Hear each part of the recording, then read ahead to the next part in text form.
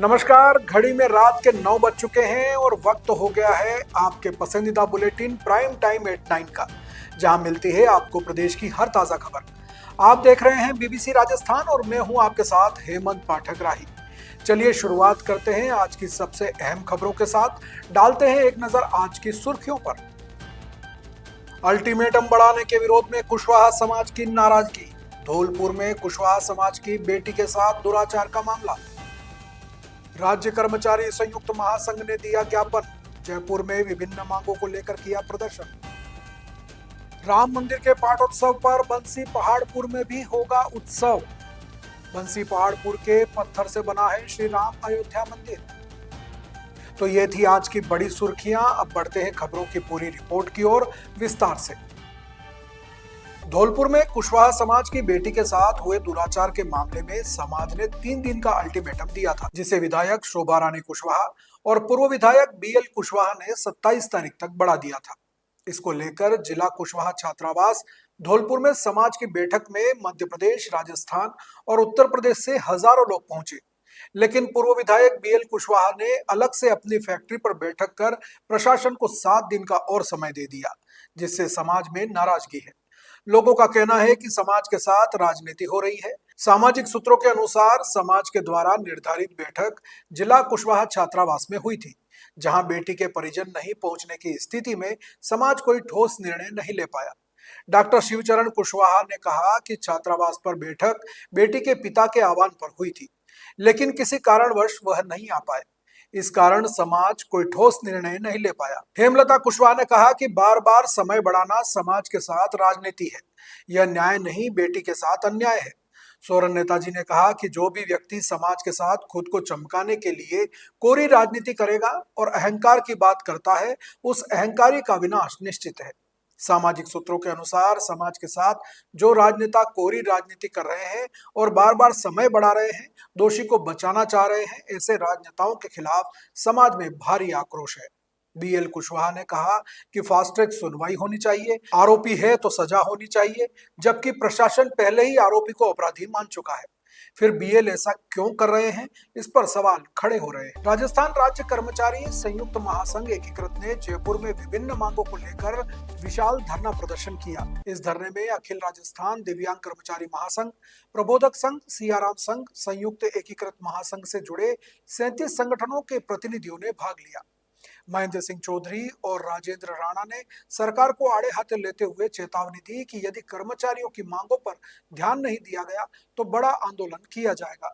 दिव्यांग कर्मचारियों ने 2016 से नोशनल परिलाभ और पदोन्नति में आरक्षण के सुप्रीम कोर्ट निर्णय की पालना करने की मांग की है।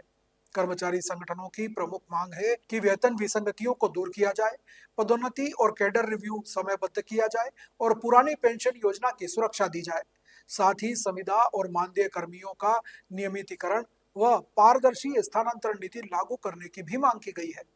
इस धरने में विभिन्न विभागों के कर्मचारी शामिल हुए और सरकार से अपनी मांगों पर ध्यान देने की अपील की। राजसमंद में साकेत साहित्य संस्थान का वार्षिक अधिवेशन और कार्यकारिणी चुनाव संपन्न हुआ। जिला सूचना केंद्र सभागार में आयोजित चुनाव में वीणा वैष्णव को जिला अध्यक्ष, नारायण सिंह राव को उपाध्यक्ष, कमल अग्रवाल को महासचिव और बख्तावर सिंह चुंडावत को संगठन सचिव चुना गया।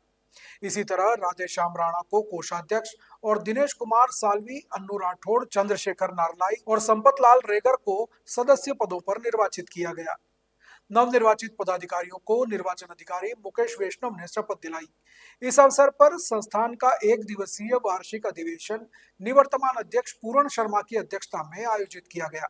संस्थान के संस्थापक व उपाध्यक्ष नारायण सिंह राव ने संस्थान की स्थापना, विकास यात्रा और साहित्यिक गतिविधियों की जानकारी दी। महासचिव कमल अग्रवाल ने विगत 2 वर्षों में आयोजित काव्य गोष्ठियों, मतदाता जागरूकता, पर्यावरण संरक्षण एवं नशा मुक्ति अभियानों में संस्थान की सक्रिय सहभागिता की जानकारी दी। अधिवेशन के दौरान मौजूदा साहित्यकारों ने अपनी रचनाओं का पाठ किया। इस अवसर पर संरक्षक विजय सिंह राव, उपाध्यक्ष नारायण सिंह राव, महासचिव कमल अग्रवाल, अशोक कुमार खटिक आदि भी मौजूद रहे। भरतपुर जिले का छोटा सा गांव बंसी पहाड़पुर का अयोध्या में बने श्री राम मंदिर से गहरा कनेक्शन है। मंदिर के अधिकांश निर्माण में यहाँ निकलने वाले पिंक एवं व्हाइट सैंडस्टोन का प्रयोग हुआ है। इस पत्थर की खासियत ये है कि जैसे जैसे इस पत्थर पर पानी पड़ता है, इसकी चमक उससे दोगुनी हो जाती है। सर्दियों के दिनों में ये पत्थर गर्म तथा गर्मियों में ये पत्थर ठंडा रहता है। सैंडस्टोन में पाई जाने वाली स्टोन कैंसर और क्षय रोग का यह पत्थर कभी भी शिकार नहीं होता है। लीज संख्या 43 संचालक दीपराज सिंह बताते हैं कि बंसी पहाड़पुर का पत्थर अपनी मजबूती और सुंदरता के लिए विश्व प्रसिद्ध है।